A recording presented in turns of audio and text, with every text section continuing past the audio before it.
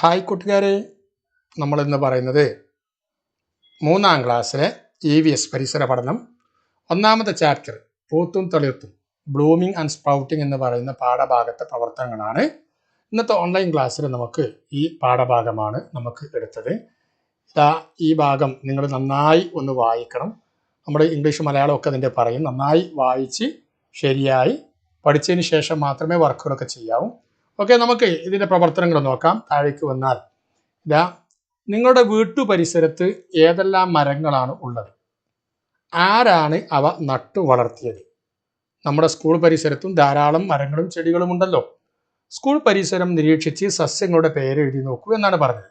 സസ്യങ്ങൾ എന്ന് പറഞ്ഞാൽ ചെറുതും വലുതുമായ എല്ലാ സസ്യങ്ങളും പെടുന്നതാണ് സസ്യങ്ങൾ എന്ന് പറയുന്നത്. തെങ്ങ്, തുമ്പ, ചെമ്പരത്തി 2-3 ചെടികളുടെ പേര് ഇവിടെ കൊടുത്തിട്ടുണ്ട്. ബാക്കി നിങ്ങൾ എന്ത് ചെയ്യണം?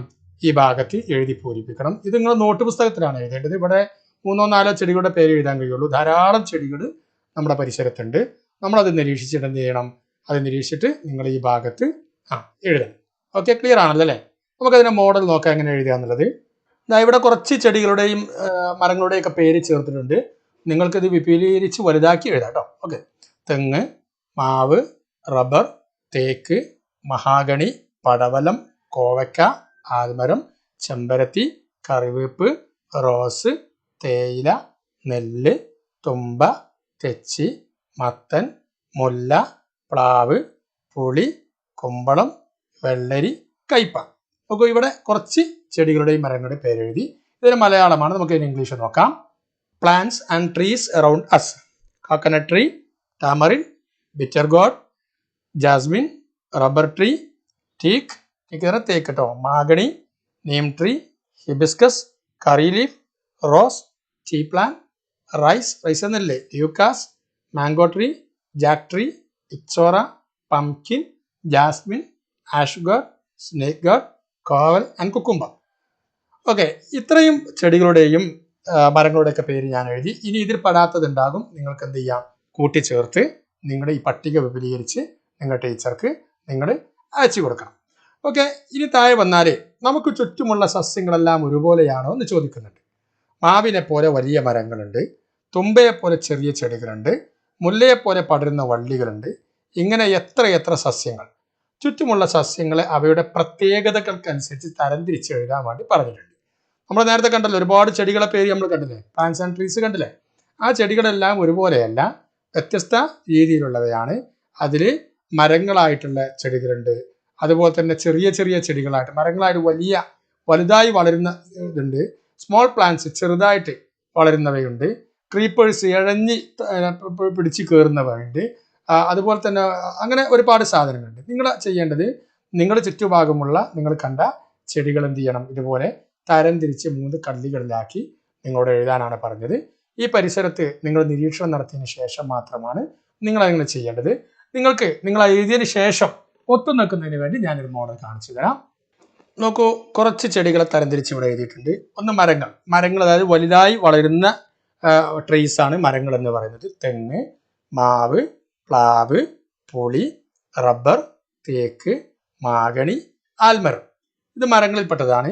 ഈ ചെറിയ കുറ്റിച്ചെടികളായി വളരുന്നവയാണ് ചെമ്പരത്തി, കറിവേപ്പ്, റോസ്, തേയില, നെല്ല്, തുമ്പ, തെച്ചി. ഇതൊക്കെ ചെറിയ ചെടികളായി വളരുന്നതാണ്.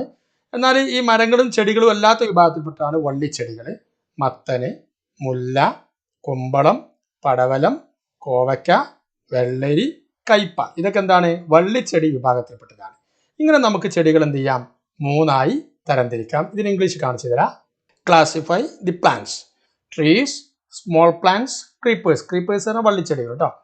ട്രീസ് വരുന്നതൊക്കെ coconut tree, mango tree, jackfruit tree, tamarind, rubber tree, teak, mahogany, neem tree.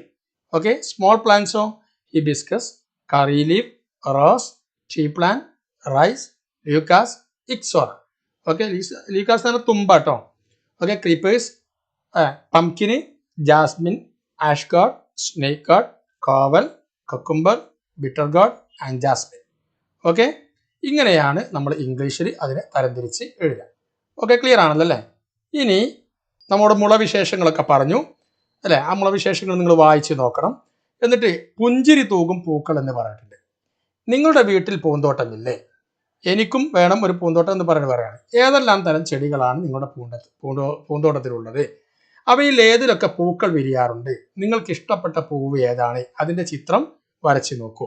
ഈ പ്രവർത്തനം നമ്മൾ പറഞ്ഞിട്ടുണ്ട്. എന്താ പറഞ്ഞത്? താഴെ ഉള്ള ചിത്രത്തിൽ കാണുന്ന പൂക്കൾ ഏതെല്ലാമാണ്? പൂക്കൾക്ക് യോജിച്ച നിറങ്ങൾ നൽകി ചിത്രം മനോഹരമാക്കൂ എന്ന് പറഞ്ഞിട്ടുണ്ട്. വ്യത്യസ്ത തരം പൂക്കൾ, ഇതൊക്കെ നമുക്ക് അറിയുന്ന പൂക്കളാണ്. ഈ പൂക്കൾക്കൊക്കെ നല്ല രസകരമായ കളർ നൽകിയിട്ട് നിങ്ങൾ എന്ത് ചെയ്യണം? അതിന് പൂർത്തിയാക്കണം. ഇനി നിങ്ങൾക്ക് എത്ര പൂക്കളുടെ പേരറിയാം? എഴുതി നോക്കൂ എന്ന് പറയുന്നുണ്ട്.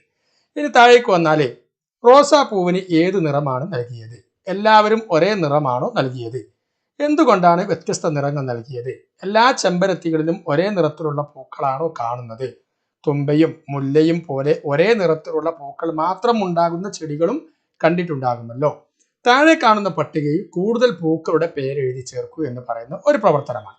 നോക്കൂ, ഇതിലൊരു കള്ളിയിൽ പറയുന്നത് പല നിറത്തിൽ കാണപ്പെടുന്ന പൂക്കൾ.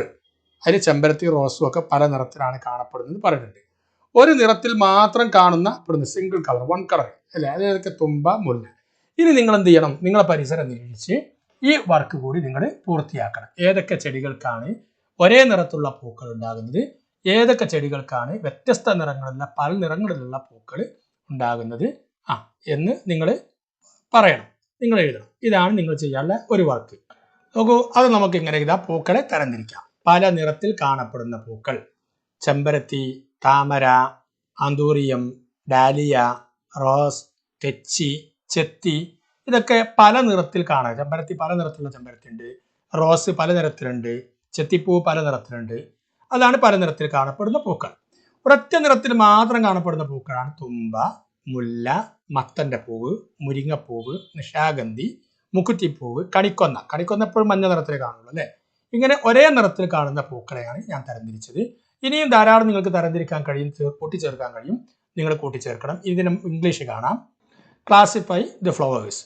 Plants with flowers of different colours. വ്യത്യസ്ത colour: hibiscus, lotus, anthurium, dahlia, rose, ixora, marigold. Okay, plants with flowers of only one color: Eucalyptus, jasmine, pumpkin, moringa, nishagandhi, biophytum, കണിക്കൊന്ന. ഓക്കെ, ഇതൊക്കെ എന്താണ്? വ്യത്യസ്ത കളറിലുള്ള ഒരു കളർ, സിംഗിൾ കളറിലുള്ള പൂക്കളാണ്. കൂട്ടുകാരെ, നമ്മൾ ഇന്നത്തെ പാഠത്തിൽ പഠിച്ചത് വ്യത്യസ്ത ചെടികളെക്കുറിച്ചും അതുപോലെ തന്നെ നമ്മുടെ പരിസരത്തുള്ള ചെടികളെക്കുറിച്ചും പൂക്കളെക്കുറിച്ചും അതിൻ്റെ നിറങ്ങളെക്കുറിച്ചും ഒക്കെയാണ്. ഇനി ഇതുമായി നമ്മുടെ പരിസരത്തുള്ള ചെടികളെക്കുറിച്ച് കൂടുതൽ നമുക്ക് പഠിക്കാനുണ്ട്. വരും ക്ലാസ്സുകളിൽ നമുക്കതിൻ്റെ കൂടുതൽ ഭാഗങ്ങൾ നമുക്ക് പഠിക്കാൻ കഴിയും. ഏതായാലും നിങ്ങൾ ഇതിൻ്റെ ഈ ഭാഗം നന്നായി, ബ്ലൂമിംഗ് ആൻഡ് സ്പോട്ടിംഗ് എന്ന് പറയുന്ന പാഠം നന്നായി വായിച്ച് പഠിച്ച് ഈ പ്രവർത്തനം പൂർത്തിയാക്കി ടീച്ചർക്ക് കൊടുക്കുക. ഇതിൻ്റെ തുടർ പ്രവർത്തനങ്ങളുമായി നമുക്ക് വീണ്ടും കാണാം. അതുവരെ ബൈ ബൈ.